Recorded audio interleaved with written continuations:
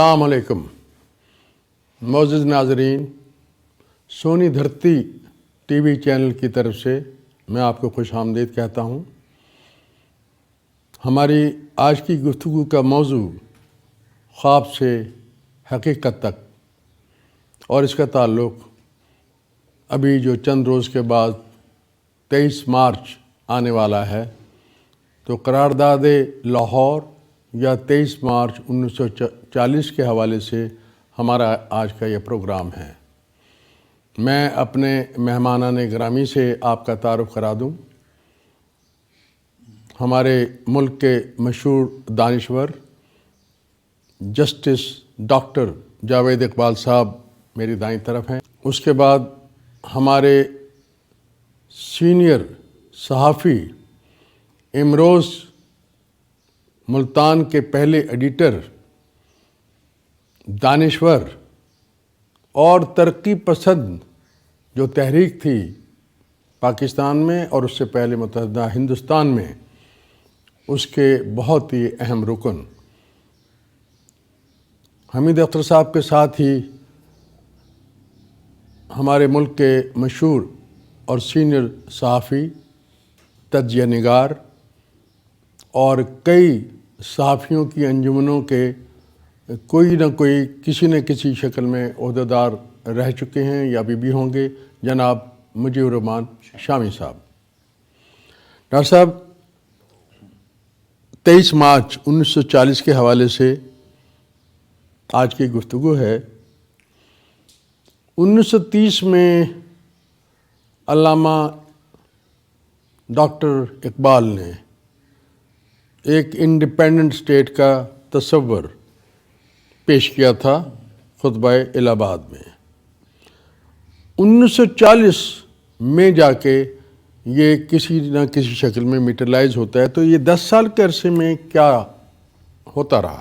میں یہ عرض کرنا چاہوں گا کہ جو خطبہ الہ آباد ہے 1930 میں جو دیا گیا، اس وقت قائد اعظم نے ہی مسلم لیگ کونسل سے علامہ اقبال کو اس سال مسلم لیگ آل انڈیا مسلم لیگ کا صدر الیکٹ کروایا تھا، اور خود جو مسلم لیگ کے لیڈرز تھے وہ سارے کے سارے پہلی راؤنڈ ٹیبل کانفرنس میں انگلستان چلے گئے تھے۔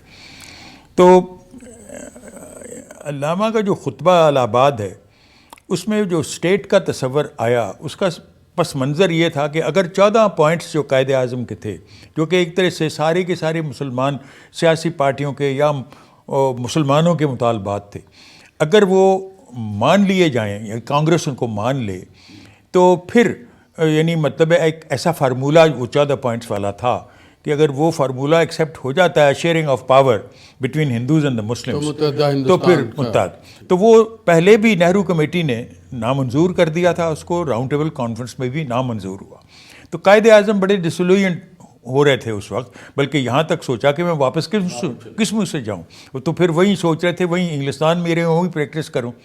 اچھا، اب یہ جو 1930 میں خطبہ الہ آباد ہے اقبال کا، وہ تو ایک سمجھ لیجیے ایک سٹیج ہے، کیونکہ اس میں بھی انہوں نے واضح کر دیا گیا ہوا ہے کہ اگر 14 نکات نامنظور ہوئے یا نامنظور کیے گئے، تو پھر اس کے بعد یہ حل ہوگا کہ شمال مغرب میں جو مسلمانوں کے اکثریتی خطے ہیں، انہوں نے امیلگمیٹڈ پروونس نہیں کہا، امیلگمیٹڈ اسٹیٹ، اس میں بنگال کا ذکر نہیں ہے۔ یہ حصہ جو ہے وہ ایک امیلگمیٹڈ اسٹیٹ ہوگا within the British empire or without, یہ بھی یعنی مطلب so apparently that was the first stage. اس میں تو یعنی باوجود اس کے کہ پاکستان کا تصور بھی تھا، شاید اس میں یہ بھی خیال تھا کہ ہندوستان سے جو حملہ آور جو ہوتے رہے ہیں وہ ہمیشہ نارتھ ویسٹ سے آتے رہے ہیں، اور وہ تو اس میں کمبائنڈ فورسز بھی بتایا ہوا ہے ہندوؤں اور مسلمانوں کی اس خطے کے، جو کہ ڈیفینڈ کریں گی انڈیا کو، اور اس قسم کے اس میں تصورات ہیں۔ سو وہ تو ایک طرح سے پہلا سٹیپ تھا۔ لیکن میں یہاں بھی یہ بھی عرض کر دوں کہ جس وقت قائد اعظم ڈسولین ہو کے واپس آنے کا ارادہ انہوں نے چھوڑ دیا، تو 1931 اور 32 میں اقبال جاتے ہیں راؤنڈ ٹیبل کانفرنسز اور ان کو ملتے رہتے ہیں، ان سے ملاقات بھی ہے۔ اس کی ایک تصویر ہے جس میں جناح اور اقبال اکٹھے بیٹھے ہیں، اور سامنے ان کے بیٹھے ہیں خواجہ عبد الرحیم، اپنا چودھری رحمت علی اور 3-4 اور شخصیات جن کا تعلق پاکستان کے نام سے ہے. تو اس کا مطلب یہ ہے کہ انہوں نے یہ دعوت دی تھی, دونوں کو اکٹھا کر کے بٹھا دیا تھا. تو اس میں اقبال نے ان کو پرسویڈ کیا کہ آپ واپس آئیے, مسلم لیگ کو ری آرگنائز کیجئے ایک نئے ایجنڈے کے ساتھ, اور وہ نیا ایجنڈا جو تھا وہ ایک علیحدہ مسلم ریاست کا تھا. ڈاکٹر صاحب ایک اور دلچسپ سوال ہے, کچھ ہمارے پاکستان کے ہسٹورینز کہتے ہیں کہ قرارداد لاہور 23 مارچ کو نہیں بلکہ 24 مارچ کو سائن ہوئی, تو ہم اپنے بچوں کو غلط تاریخ پڑھا رہے ہیں. نہیں, یہ تو صرف یہ ہے کہ آج سائن ہوئی ہوگی اگلے دن, تو قرارداد منظور ہو گئی ایک دن پہلے اور سائن دوسرے دن ہوئی, لیکن اپیرنٹلی اور ڈیسیژن منظور ہوئی وہی دن کاؤنٹ کیا جائے گا. تو یہ تو مطلب اس میں اب بعض اوقات اس پر بھی بحث چلی ہوئی ہے کہ جی اس میں لفظ جو تھا اسٹیٹس تھا, تو بعد میں کہا گیا کہ نہیں یہ ٹاپوگرافیکل ایرر ہے, اور پھر اس میں بھی بحث ہے کہ یہ اس کا نام پاکستان ریزولوشن کیوں ہوا. تو یہ ساری بحثیں ہیں, ان سے کوئی فرق نہیں پڑتا. میٹیریل فرق کوئی نہیں ہے. material آپ یا اس کو پاکستان ریزولوشن کہہ دیں, لاہور ریزولوشن. اصل میں پاکستان ریزولوشن ہندوؤں نے نام دیا تھا تصدیق کرتے ہوئے اس کی, کہ this is Pakistan resolution not Lahore resolution. تو قائد اعظم نے کہا تھا I thank you for giving us a name, کہ ہمیں آپ نے نام دے دیا. تو حالانکہ پاکستان نام سے اس کا کوئی تعلق نہیں تھا. Apparently it was the state contemplated in terms of solution of a problem, جس کے کہ actually there was a clash of civilizations, 2 civilizations subcontinent, اس کی سولوشن تھی. حمید اختر صاحب, سر آپ اس وقت نوجوان لڑکپن کی عمر میں ہوں گے جب قرارداد لاہور 1940 میں پاس ہوئی تھی منٹو پارک لاہور سے, اور یقیناً چونکہ آپ کا بیک گراؤنڈ لدھیانے سے ہے تو اس کے بارے میں کچھ اس وقت جو تاثرات تھے, اور مجھے یقین ہے کہ ابھی آپ ترقی پسند بنے نہیں ہوں گے اس عمر میں. نہیں, اس وقت تو مجھے کچھ سیاست کا پتہ ہی نہیں تھا, کیونکہ 40 میں 16 سال کا تھا اور پڑھتا تھا اسکول میں, کالج میں بھی نہیں. اس لیے میں ذاتی طور پہ اس کے بارے میں اس وقت کے جو تاثرات تھے یا لوگوں کی فیلنگ تھی اس کے بارے میں کچھ نہیں کہہ سکتا. البتہ بعد کے جو حالات ہیں اس میں سمجھتا ہوں کہ بہت سی باتیں تھیں جو وجہ بنی 40 کی 23 مارچ کے اس ریزولوشن کی. اس میں اس تحریک میں تیزی جو آئی اور جو تیزی منتج ہوئی اس پہ, اس کی اگر بیک گراؤنڈ آپ دیکھیں 2-3-4 سال پہلے, تو پہلی بات تو یہ ہے کہ گورنمنٹ آف انڈیا ایکٹ کے تحت جو حکومتیں الیکشن ہوئے تھے 36-37 میں اور بنی تھی حکومتیں, اس میں یو پی میں حکومت بنی کانگریس کی. یہ ریسیشن کا زمانہ تھا, آج کے مقابلے میں بھی بہت بڑا ریسیشن تھا اس زمانے میں, اور بے روزگاری تو بے حد تھی. اور نیچرلی ہندوستان وہاں یو پی کے ہندو جو نوجوان تھے BA MA پاس, وہ زیادہ بے روزگار تھے. مسلمانوں میں تعلیم نسبتاً کم تھی لیکن وہ زیادہ بے روزگار تھے.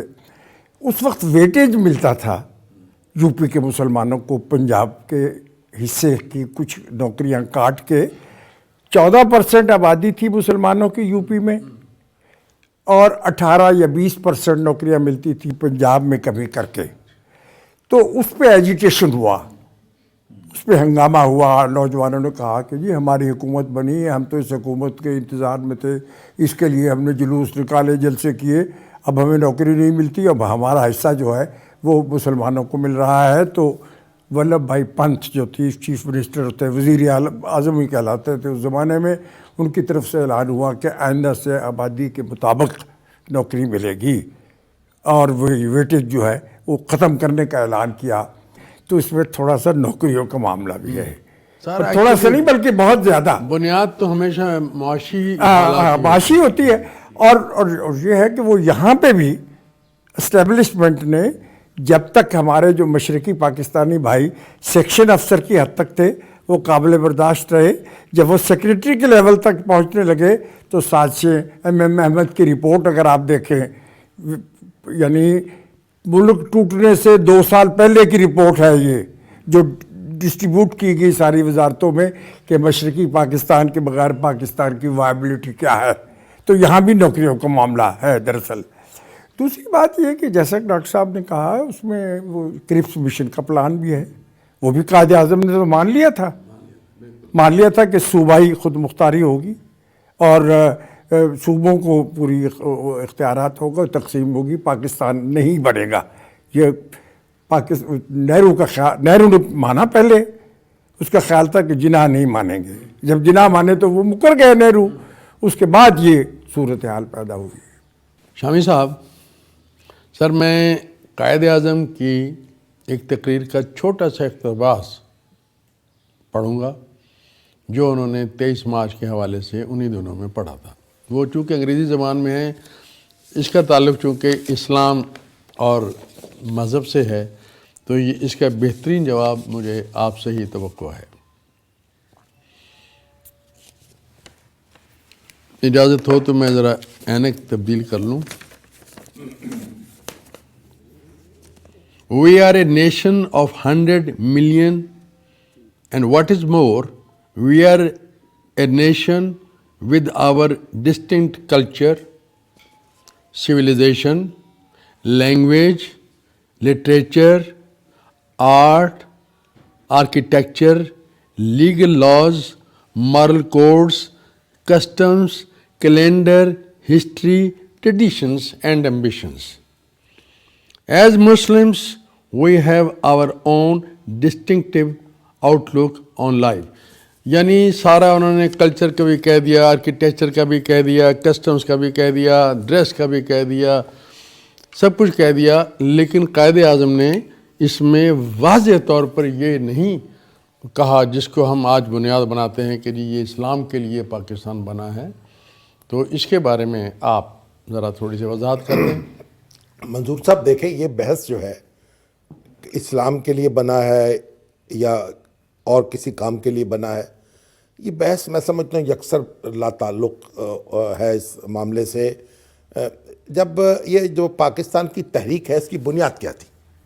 اس کی بنیاد یہ تھی کہ مسلمان قوم جو ہے اس کے لیے ایک الگ وطن چاہیے، اور یہ تصور جو پیدا ہوا ہے مسلمان کے الگ قوم ہونے کا، یہ اسی وقت پیدا ہونا شروع ہو گیا جبکہ یہاں ووٹ کے ذریعے سے یہ لوکل باڈیز قائم کی گئیں. 1935 ایکٹ کے بعد، 1935 نہیں، اس سے بہت پہلے 1864-65 کے اندر ہی، بلکہ یا 68 میں جب سر سید زندہ تھے بھی، تو جب وہ ایک محدود پیمانے پر ایک باڈی جو الیکٹڈ تھی وہ وجود میں آئیں، تو اس میں لوگوں نے دیکھا، مسلمانوں نے، کہ وہ ان کو وہ بڑے بڑے رؤسا جو تھے وہ ہار گئے، اور خاص طور پہ یو پی کے اندر مسلمان جو اقلیت کے علاقے تھے اور جو عام ہندو تھے وہ کامیاب ہو گئے.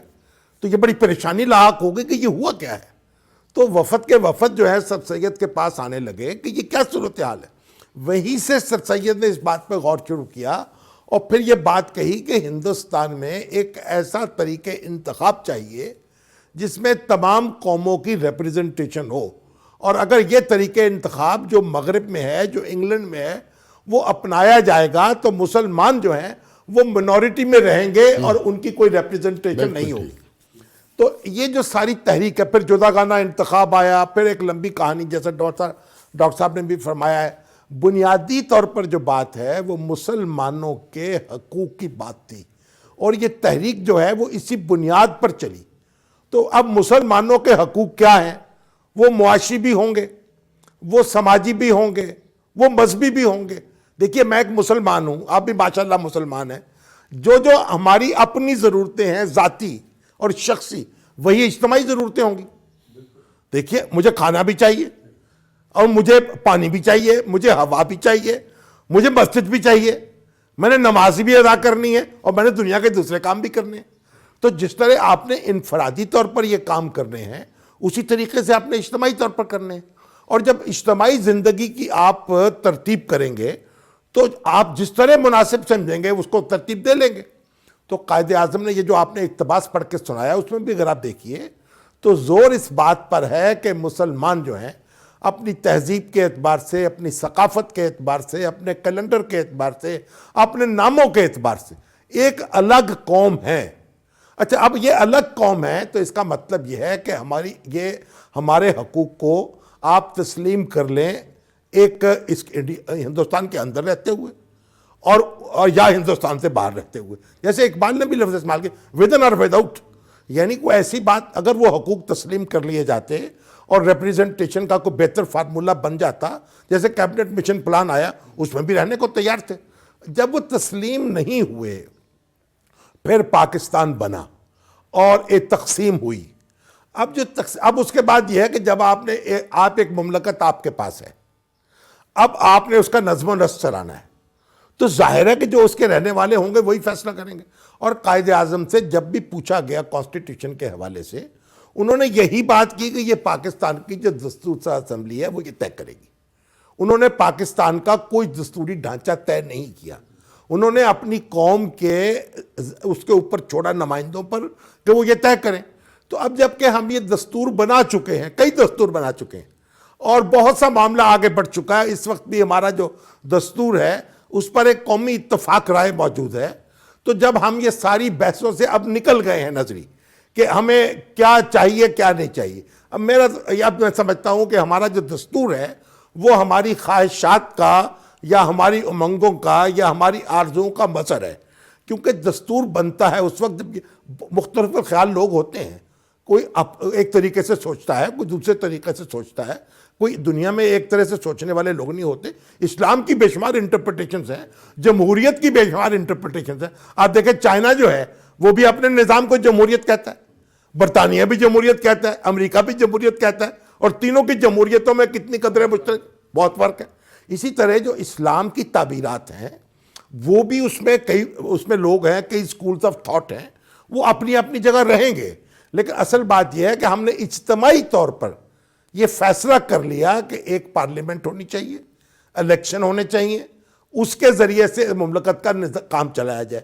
حتیٰ کہ 1949 میں جو قرارداد مقاصد منظور کی اور جو لیاقت علی خان نے پیش کی اور جو پہلی اسمبلی کے جو ہمارے فاؤنڈنگ فادرز تھے انہوں نے، اس میں کیا لکھا؟ اس میں واضح طور پر یہ بات لکھی کہ مملکت کا نظام عوام کے منتخب نمائندے چلائیں گے. تو جب ہم یہ بات کر چکے تو اب یہ بحث جو ہے کہ اس میں ہمیں نیلے رنگ کے کپڑے پہننے چاہیے یا لال رنگ کے پہننے چاہیے یا آپ کو اینک کس رنگ کی لگانی چاہیے، بھئی آپ کا اپنا ذوق ہے. آپ اپنی اینک ابھی آپ نے بدلی ہے، بدل لیں، تیسری بھی رکھ لیں چاہے، اور میری اینک جو ہے وہ مجھے اپنی رہنے دیں. ڈاکٹر صاحب، چونکہ یہ 23 مارچ کے حوالے سے ہماری گفتگو تو ضرور ہے، لیکن تھوڑا سا ہم اس کو تاریخی حوالے سے بھی جاننا چاہتے ہیں، کیونکہ ہمارے جو نوجوان نسل ہے، بلکہ نوجوان سے کیا ذرا تھوڑی اور سینئر نسل ہے، اس کو پاکستان کے لیے جو جد و جہد ہے اور جس کے لیے جو مختلف معاہدے ہوتے رہے ہیں، مختلف لوگ جو اس کے لیے جد و جہد کرتے رہے ہیں، انٹلیکچول بھی کرتے رہے ہیں، فزیکل بھی کرتے رہے ہیں، تو اس حوالے سے کچھ سوال ایسے ہوں گے جو آج کے حالات سے ریلیونٹ نہیں ہوں گے، جیسے کہ ابھی جناب شامی صاحب نے فرمایا. کچھ لوگ یہ بھی کہتے ہیں کہ لاہور ریزولوشن کا جو ڈرافٹ تھا وہ سر سکندر حیات نے بنایا تھا، جو اس وقت کے پرائم منسٹر تھے پنجاب کے. چیف منسٹر، ہاں، اس وقت پرائم منسٹر کہا جاتا تھا، اس زمانے میں پرائم منسٹر کہتے تھے. ہم آج کے حوالے سے چیف منسٹر ہی کہیں گے. تو اس میں کیا حقیقت ہے سر؟ مجھے تو اس کے متعلق کوئی علم نہیں ہے. ہو سکتا ہے کہ 1940 تک، چونکہ جہاں تک یہ یونینسٹ پارٹی کا پنجاب میں تعلق ہے، وہ تو یعنی کہہ لیجئے پنجاب کے جاگیرداروں کی ایک پارٹی تھی، اور ابتدا میں خاص طور پہ فضل حسین کے زمانے سے لے کے ان کا کوئی واسطہ یہ مسلمانوں کی اس تحریک سے یعنی مسلم لیگ کے ساتھ نہیں تھا.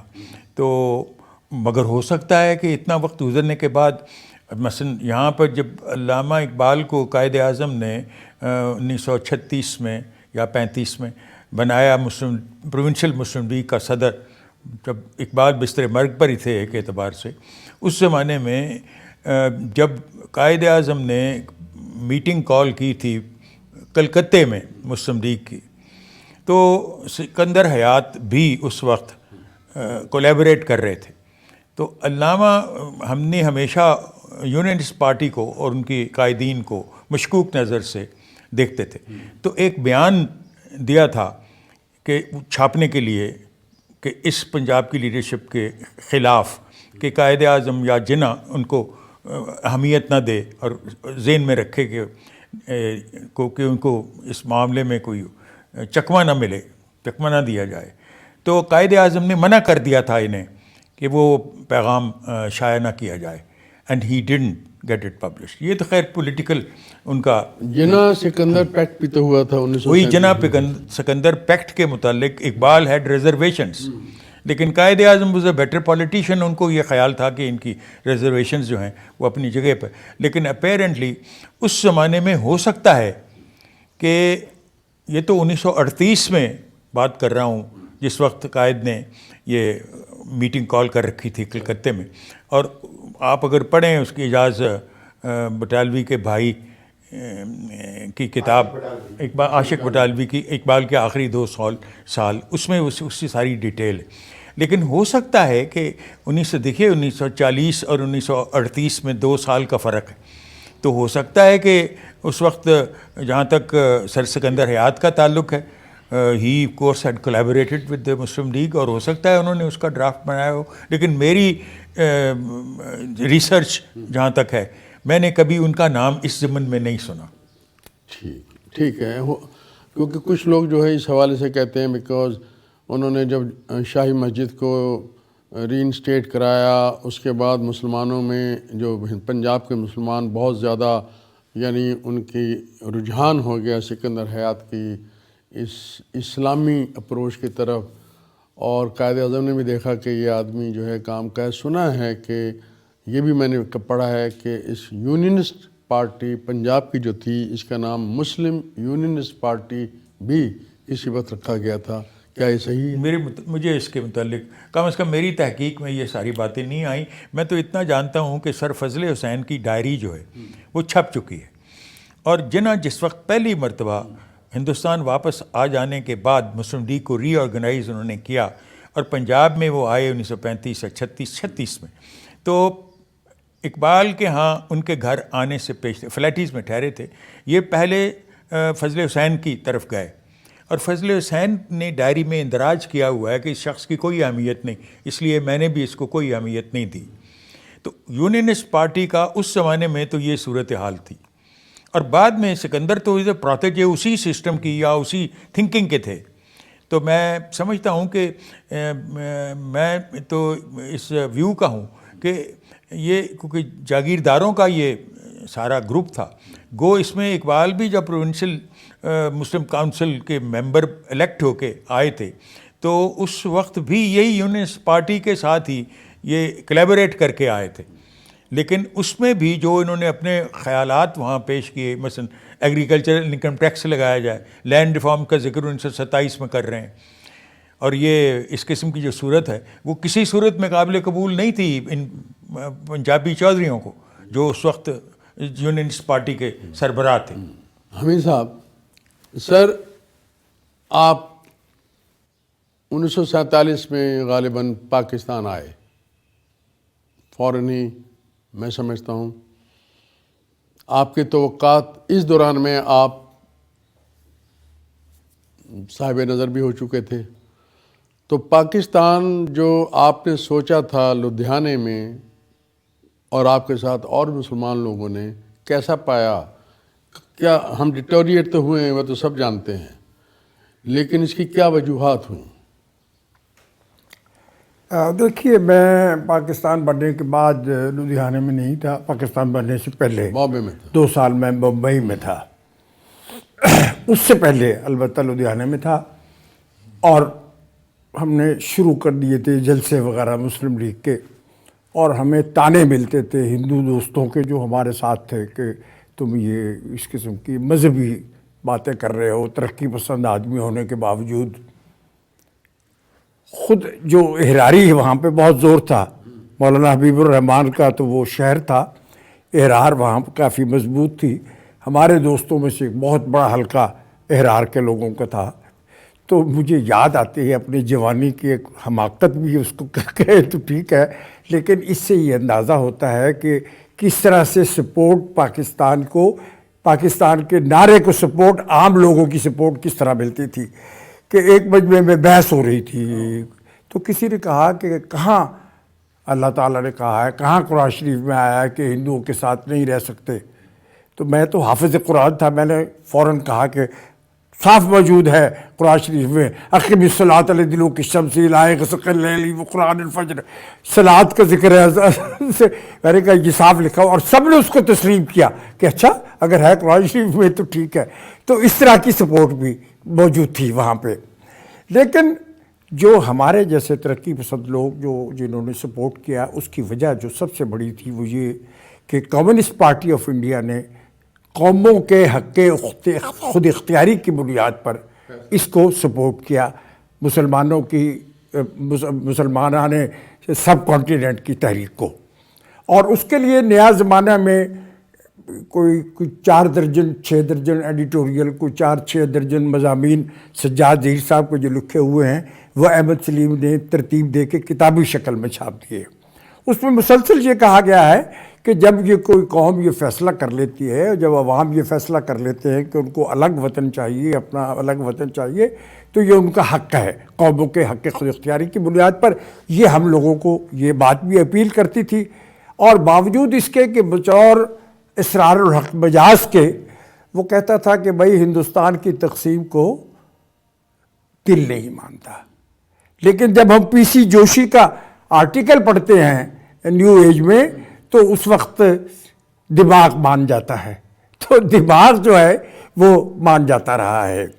تو اس بنیاد پہ ترقی پسندوں نے، کمیونسٹوں نے، سب نے سپورٹ کی. اگرچہ بعد میں یہاں آتے ہی سب کو باہر پڑھنا شروع ہوئی، کوئی صلاح ہمیں نہیں ملا.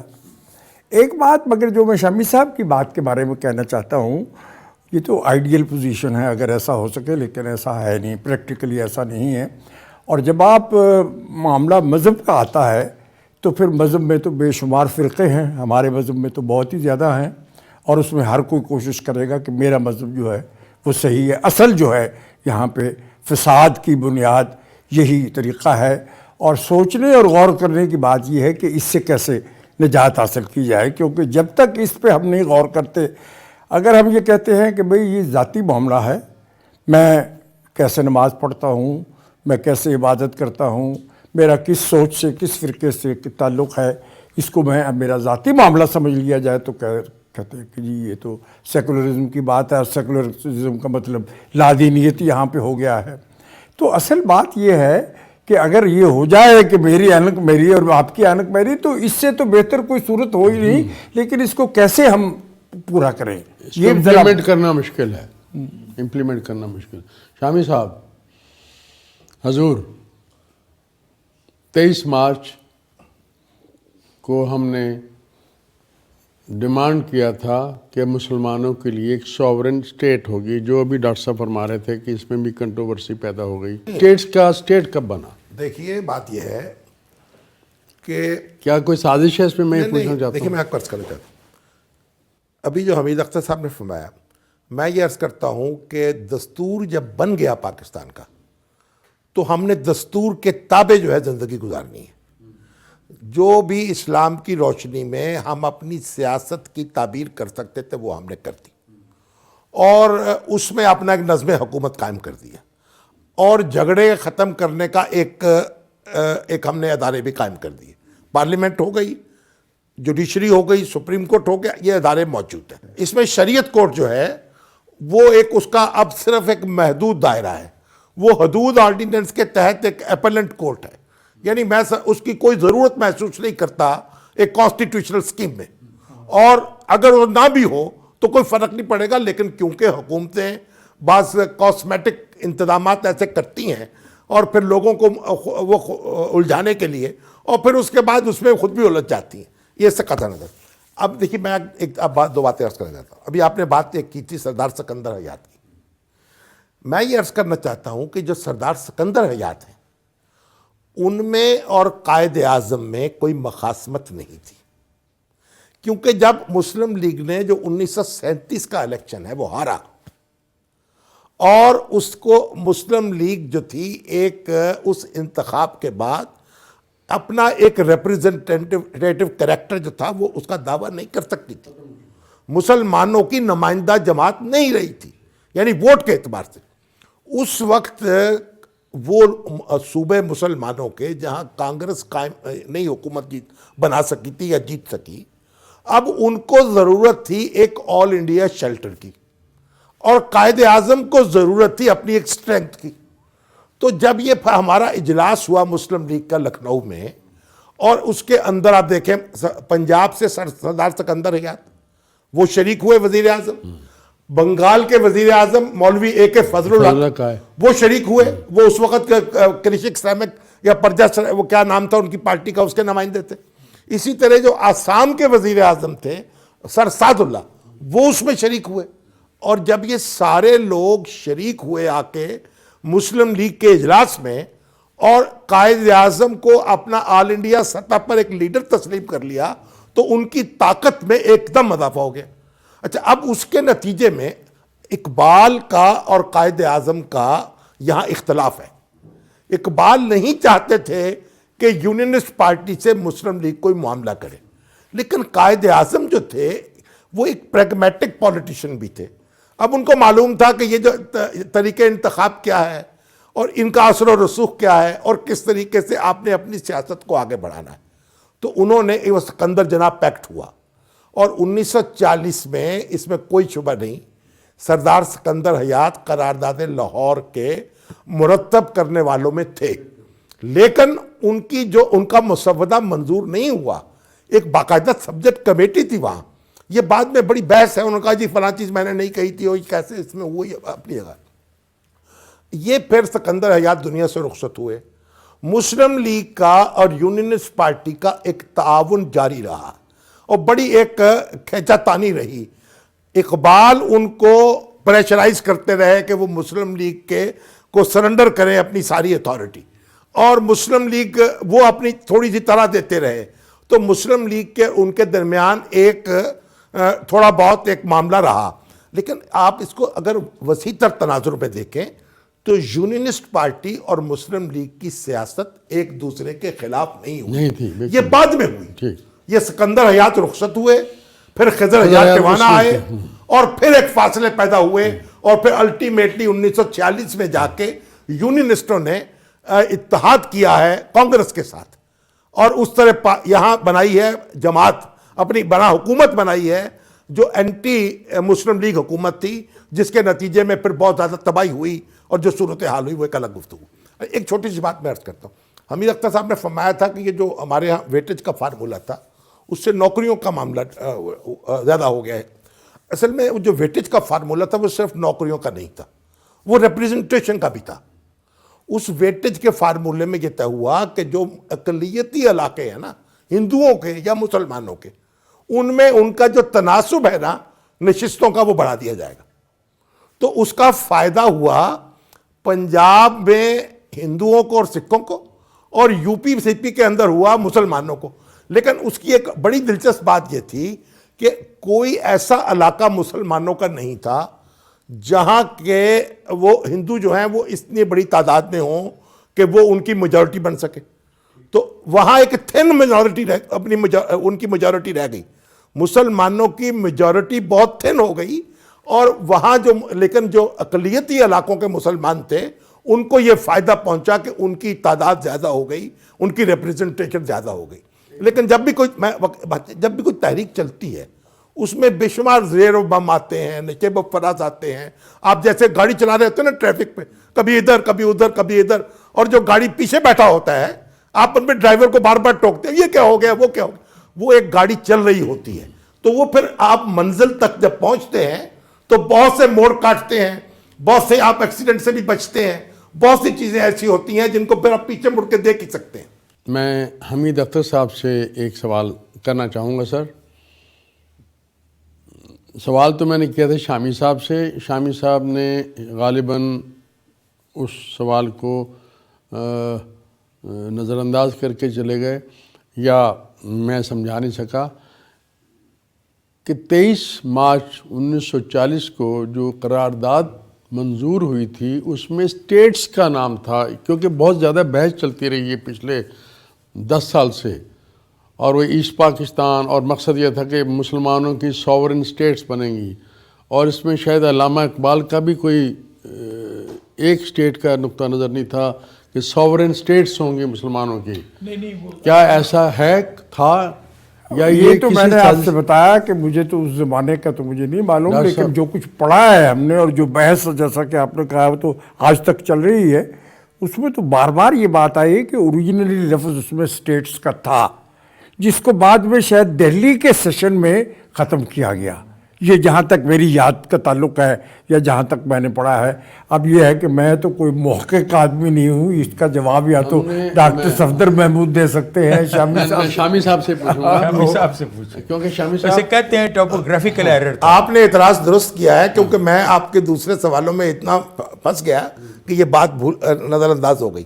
دیکھیے جو اس میں تو اسٹیٹس کا لفظ تھا، اس میں دیکھیے بات سنیں. اب لیکن جو تحریک چلی پاکستان کی وہ بھی ہم سب کے سامنے ہے.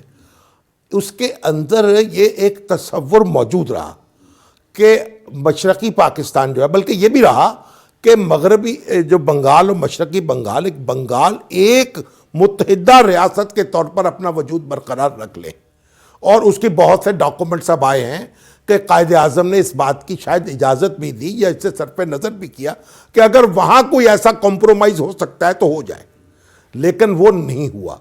اس کے بعد دیکھیے یہ دو سٹیٹس کا تصور، جیسا کہ حمید اختر صاحب نے فرمایا، جب الیکشن ہو گئے 46 کے اور جو نمائندے تھے وہ منتخب ہو گئے اسمبلیوں کے، تو جو مسلم لیگ کے منتخب ارکان تھے اسمبلیوں کے وہ اکٹھے ہوئے دلی میں، اور یہ شاید 5 اپریل کی بات ہے.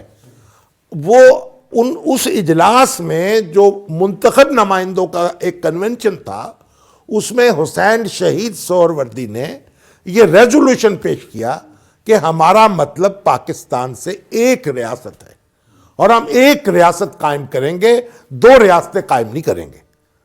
تو یہ اس کے نتیجے میں پھر وہ ایک ریاست کا تصور ہی رہا اور وہی ریاست قائم ہوئی.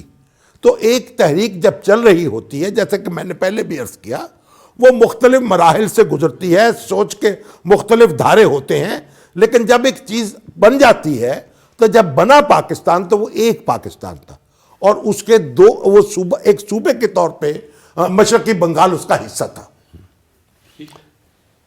معزز ناظرین، بڑی دلچسپ گفتگو تھی، اس لیے بھی کہ ہماری آج کی جو نوجوان نسل ہے وہ مختلف کتابوں میں اس قسم کے کنٹروورشل جو ورژنس ہیں پاکستان کی تخلیق کے بارے میں،